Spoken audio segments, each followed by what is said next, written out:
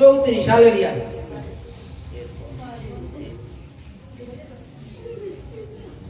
পরে সে তাহাদিগকে ওপরে গৃহের মধ্যে লইয়া গিয়া তাহাদের সম্মুখে আহারীয় দ্রব্য রাখিল এবং সমস্ত পরিবারের সহিত ঈশ্বরে বিশ্বাস করাতে অতিশয় আহ্লাদিত হইল। Hallelujah, hallelujah.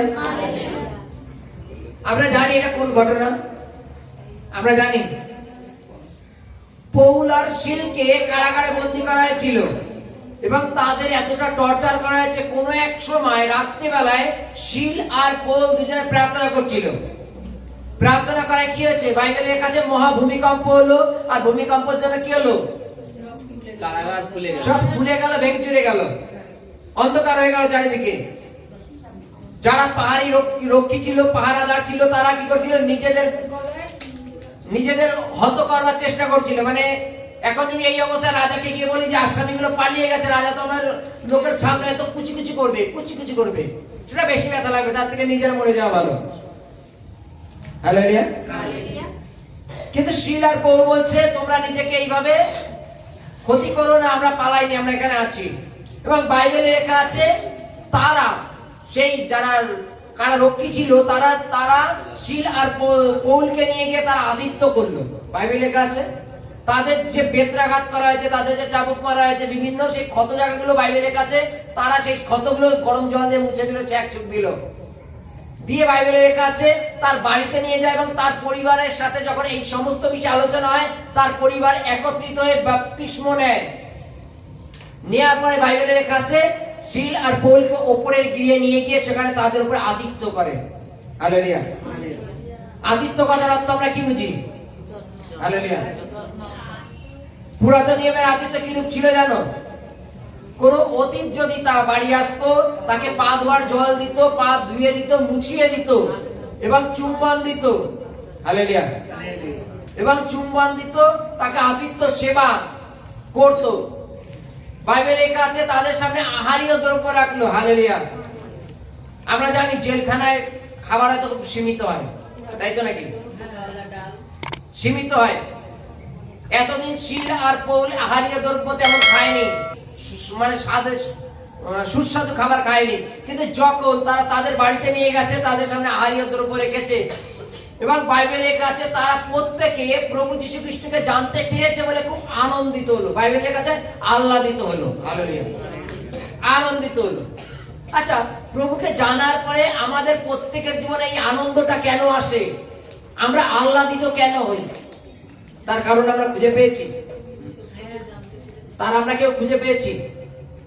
আমাদের জীবনে যেটা আগে ছিল না, সেটা এখন নতুন করে পরিবর্তন হওয়া শুরু হয়েছে। এটাকে, এর জন্য আমরা খুশি। হালেলুয়া। এর জন্য আমরা খুশি। আজকে কোন একটা সিস্টেম, যেমন উদাহরণস্বরূপ মনে করো আমার কাছে একটা মাইক্রোফোন আছে, এই মাইক্রোফোনের তার নেই, এইটার তার আছে। তুমি সেই বৈজ্ঞানিককে কি ধন্যবাদ দেবে না যে এমন সিস্টেম করেছে, এতে তার নেই, এতে তার আছে, তবু এটা কথা হচ্ছে? কি বলছে বৈজ্ঞানিকের কথা ফেরেন যে বিনা তারে চলছে?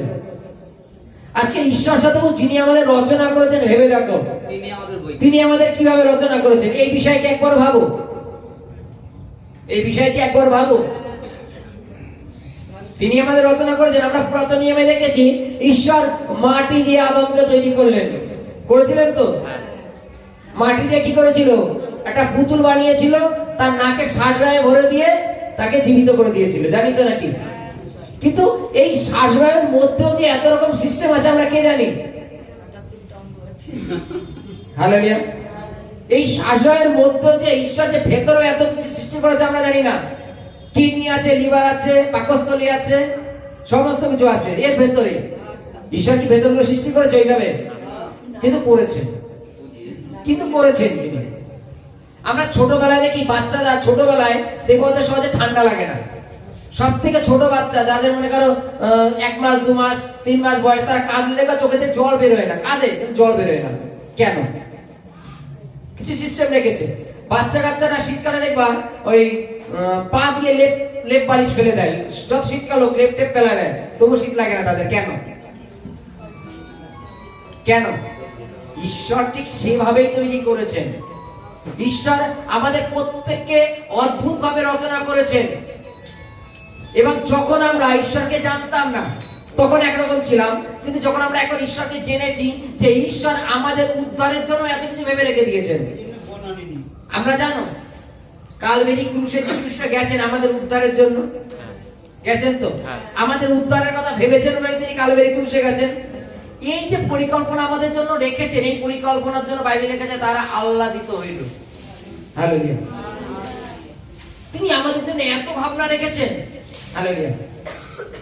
এমন এমন সময় বিভিন্ন বাড়িতে আমরা আগেও কোনো এক সময় সুসমাচার প্রচার করতে গিয়েছিলাম, এবং সেই বাড়িতে হয়তো আজকে প্রচার শুনেছে, কালকে প্রচার শুনেছে, তারপর হয়তো বলেছে দাদা আর আমরা শুনবো না, যখন আবার ঈশ্বর ডাকবে তখন আবার শুনবো।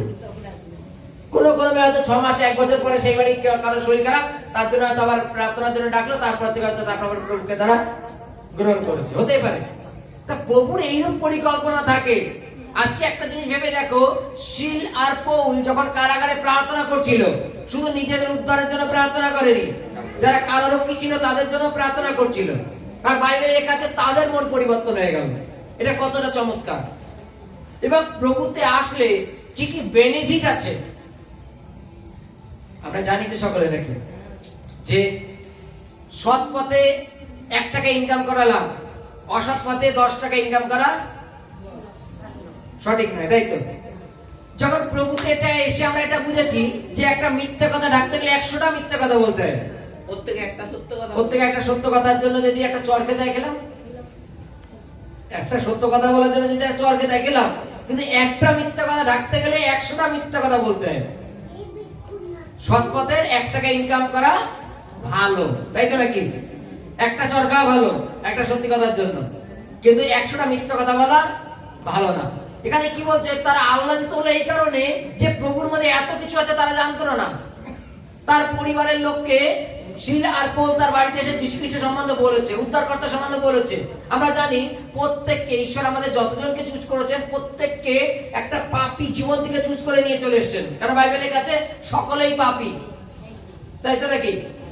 এবং শিল পৌল যখন এই সমস্ত ঘটনা তাদের বলছিল, তাদের পরিবারের লোক সেগুলো শোনার পরে তারা বাপ্তাইজিত হলো, এক কথায় হৃদয়ের মন থেকে প্রভুকে গ্রহণ করলো। হালেলুয়া। এবং তারপরে কি বলছে? গ্রহণ করার পরে এবং তারা যখন তাদের আহারীয় দ্রব্য দিল এবং তারা যখন আনন্দের সহিত আহার করছে এবং সকলে সেই বিষয়ের উপরে আহ্লাদিত হলো। হালেলুয়া।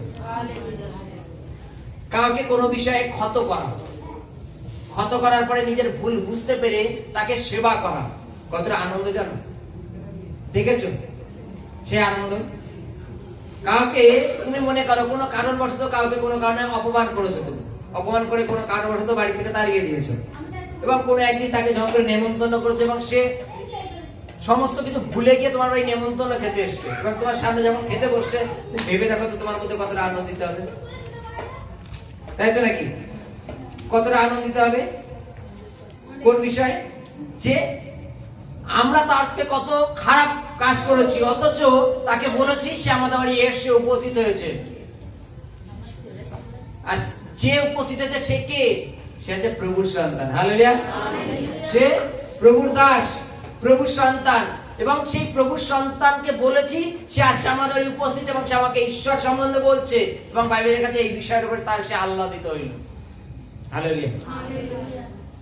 একটা মানুষ আহ্লাদিত হলে, এক কথা আমরা বলি না উৎফুল্ল হওয়া, মানে মনের আবেগকে চেপে রাখা যায় না।